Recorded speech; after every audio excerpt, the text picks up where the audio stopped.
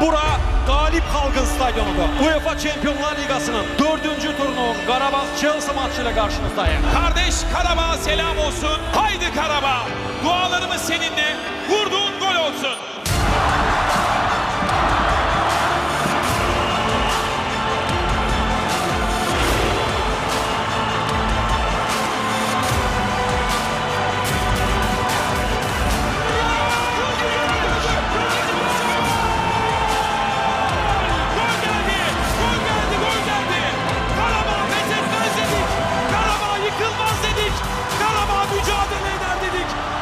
Işıklarınızı yansın ışıklar. Burası Bakü, burası Azərbaycan.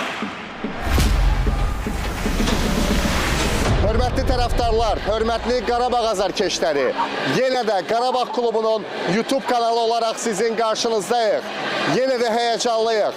Bu dəfə də Tofiq Bəhrəmov adına Respublika stadionunda Çempionlar Liqası qarşılaşmasının başlanmasına çox az qalır. Və əlbəttə ki, ürəyimiz yenə də Qarabağ klubu ilə birlikdədir. Bugün çox çətin rəqibə qarşı oynayacaq. Son klublararası dünya çempionatının qalibi Chelsea gəlir Bakıya. 8 il sonra onlar yenə də gəlirlər. Qarabağımız Çempionlar Liqasına ilk dəfə qrup mərhələsinə vəsiqə qazananda da məhz Chelsea Bakıya